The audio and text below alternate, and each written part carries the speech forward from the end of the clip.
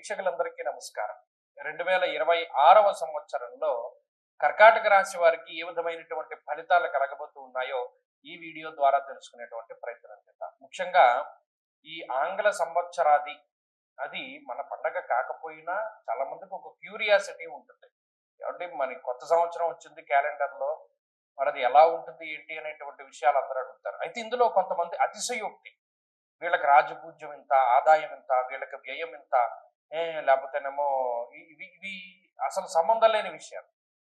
ఇవి జ్యోతిష్యాన్ని భ్రష్టు పట్టిస్తూ ఇక మనకి ఒక మాధ్యమం ఉంది కదా, మనం ఏం చెప్పినా చెల్లుతుంది అనేటువంటి విధానంలో కొంతమంది ఉన్నారు. వారిని కూడా మీరు నిలదీయాలి. ఎందుకంటే అనవసరంగా ఈ రాజపూజ్య అవమానాలు, ఆదాయ వ్యయాలు అన్నవి దీనికి అన్వయం కానటువంటి వాటిని తీసుకొచ్చి ఇప్పుడు చూడండి, అనేక రకాల జ్యోతిష విషయాలను పాడు చేసి ప్రజలను భయభ్రాంతులను చేసి అసలు జ్యోతిషానికి అసలు గోచారం చెప్తూ రాశికి చెప్పవలసిన ఫలితాలు లగ్నానికి చెప్తూ అసలు దాన్నే పూర్తి సర్వనాశనం చేసినటువంటి ఈ రోజుల్లో ఇంకా మరలా ఈ నూతన ఆంగ్ల సంవత్సరానికి కూడా ఆదాయ వ్యయాలు పెడుతూ ఉన్నారు. కాబట్టి మీరు ఖండించండి.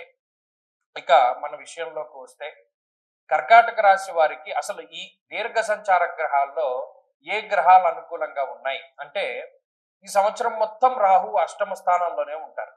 మంచి విషయం ఏంటంటే మాసార్థత కుజ రాహోశ్చ అష్టాదశైవ అంటే 18 నెలలు సంవత్సరంన్నర పాటు ఒక రాశిలో సంచరించేటువంటి రాహువు ఈ సంవత్సరం చివరిలో అంటే డిసెంబర్ నెలలో 8వ స్థానాన్ని వదిలిపెట్టి 7వ స్థానంలోకి వచ్చేస్తున్నారు. ఇక్కడ చాలా మంది పొరబడేటువంటి అంశం ఏంటంటే రాహువుకి వేరే ఫలితం, కేతువుకి వేరే ఫలితం ఉంటుంది అనుకుంటారు. గోచారంలో రాహుకేతువులకి ఒకటే ఫలితం చెప్పారు. ఇది కూడా మీరు గమనించాలి. అలాగే సప్తమ రాహు మధ్యస్థమైనటువంటి గ్రహమే, ఆయన ఏం పీడించేటువంటి గ్రహం కాదు. కాబట్టి ఈ సంవత్సరం చివరిలో రాహు యొక్క పీడ తొలగిపోతుంది. ఇక శనేశ్వరుని యొక్క భాగ్యస్థాన స్థితి, శని భాగ్యంలో ఉండడం వాడిని మందభాగ్యుడిగానే చెప్తారు. అంటే భాగ్యం లేనటువంటి వాడు, ఎందుకంటే మందగ్రహము అంటే శనేశ్వరుడే భాగ్యంలో ఉన్నప్పుడు ఆ మాట మాట్లాడు, నిజానికి అది అంత మనం మాట్లాడడానికి కూడా అది తగినటువంటి మాట అయినప్పటికీ ఉదాహరణ పూరితంగా అర్థమవుతుందని చెప్పాను.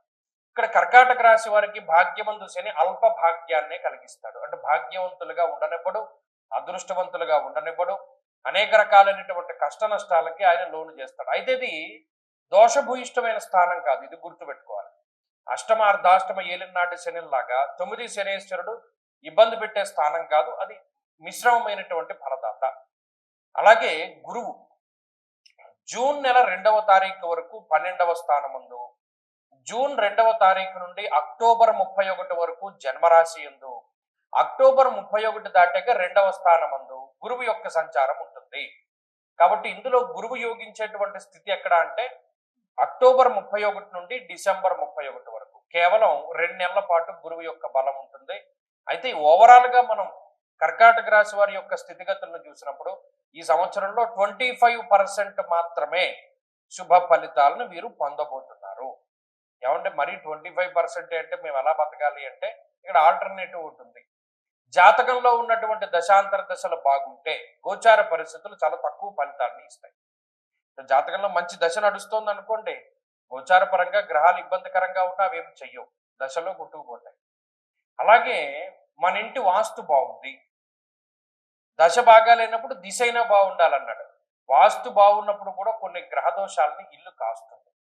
ఇవి రెండూ లేవనుకోండి మనం ఏం చేయలేము. కాబట్టి ఇక్కడ గుర్తుపెట్టుకోవాల్సిన విషయం ఏంటి అంటే గోచార గ్రహస్థితి కర్కాటక రాశి వారికి బలహీనంగా ఉన్నది.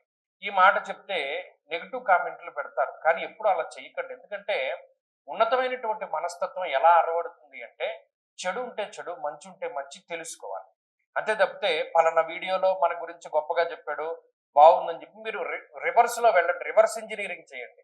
ఇదే మన భవిష్య దర్శన ఛానల్లో గత సంవత్సరంలో కర్కాటక రాశి ఫలితాలు చెప్పాం కదా, అది మీరు గమనించండి, యాజ్ ఇట్ ఈజ్ గా ఉంటాయి.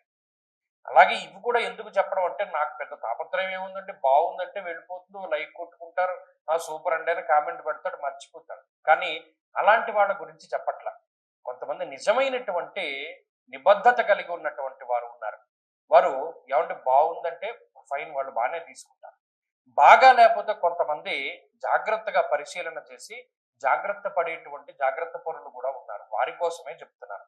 కాబట్టి ఇక్కడ 25% ఫలితమే దొరికింది. సరే, దీన్ని ఎలా పెంచుకోవాలి అనేటువంటి విషయాలు నేను చివరిలో చెప్తాను. ఏ విధమైనటువంటి చెడు ఫలితాలు వస్తాయండి అంటే ఇక్కడ ప్రధానంగా ఆర్థిక సంబంధమైన విషయాలు చెప్పాడు. ఇందులో ఏం పెద్ద ఆరోగ్యపరమైనటువంటి ప్రమాదాలు ఏవి చెప్పలేదు. ఆర్థిక విషయాలు ఎక్కువగా ధనాన్ని దాచుకోలేకపోతారు, ఖర్చు ఎక్కువగా ఉంటుంది, రాజకోపో యశోహాని ఉద్యోగస్య విరోధకం.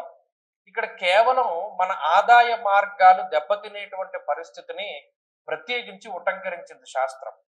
ఇప్పుడు మనకి గతంలో కర్కాటక రాశి వారికి 2-3 ఆదాయ మార్గాలు ఉన్నాయనుకోండి, అవి తగ్గిపోతాయని చెప్పాడు.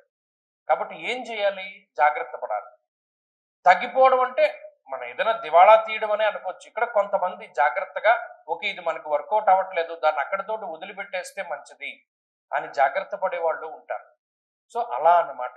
అంటే ఆదాయ మార్గాలు తగ్గుతూ వస్తాయి, తెలుసుకుంటారు. మనం ఈ చోట్ల పెట్టుబడి పెట్టడం మంచిది కాదు, తగ్గించుకోవాలి, మన పెట్టుబడి వెనక్కి తీసుకోవాలి, ఏదైనా లాభాన్ని పొందుతూ ఉంటేనే పెట్టుబడి పెట్టాలి. అలాగే స్టాక్ మార్కెట్, జూదము, స్పెక్యులేషను, బెట్టింగ్లు ఇటువంటివన్నీ కూడా చాలా ప్రమాదానికి కారణహేతువులు. ఎందుకంటే అదృష్టం అనేటువంటిది తక్కువ. భాగ్యస్థానం ముందు శనేశ్వరుడు కూర్చుని ఉన్నారు. ఆకస్మికంగా ధనం వచ్చేటువంటి పరిస్థితులు లేవు. అలాగే అదృష్టం కొద్దీ ధనం వచ్చేటువంటి పరిస్థితులు లేవు. ఈ విషయాలన్నీ కూడా ఈ రాశి వారు గుర్తుపెట్టుకోవాలి. సో కష్టే ఫలి, కష్టానికి తగ్గ ప్రతిఫలమే వస్తుంది. ఇది ఒకందుకు ఇది కూడా చాలా మంచి విషయం. కొన్ని రాశులకు ఏం చెప్పాము? కష్టానికి తగ్గ ప్రతిఫలం రాదు మీకు అని చెప్పాం. కానీ మీకు కష్టే ఫలి, కష్టానికి తగ్గ ప్రతిఫలం ఖచ్చితంగా వస్తుంది. కానీ మీకు సంవత్సరం ప్రారంభంలో చూసుకుంటే ఫస్ట్ హాఫ్ కన్నా సెకండ్ హాఫ్ చాలా బెటర్గా కనబడుతుంది. రెండవ సగం ఈ రాశి వారికి చాలా బాగుంటుంది. అంటే జూన్ దాటిన తర్వాత గ్రహస్థితులు అవి మెరుగ్గా ఉంటాయి. సరే, ఓవరాల్ గా ఒక 25% బాగుందని తెలుసుకున్నారు. ఇటు ఉద్యోగ వ్యాపారాలు అంటే ఏ పరిస్థితి చూసినా ఇవే కండిషన్స్ కనబడతాయి. మరి ఏం చెయ్యాలండి దీన్ని వృద్ధిలోకి తీసుకురావాలి అంటే? ప్రధానంగా కాలభైరవాష్టమి అనేటువంటి అష్టములు వస్తూ ఉంటాయి. కృష్ణపక్షంలో వచ్చేటువంటి అష్టమి తిథి రోజున ప్రత్యేకించి కాలభైరవుని యొక్క ఆరాధన చెయ్యండి. ప్రతి నెల కృష్ణపక్ష అష్టమి తిథి రోజున కూష్మాండ దీపం పెట్టుకోండి.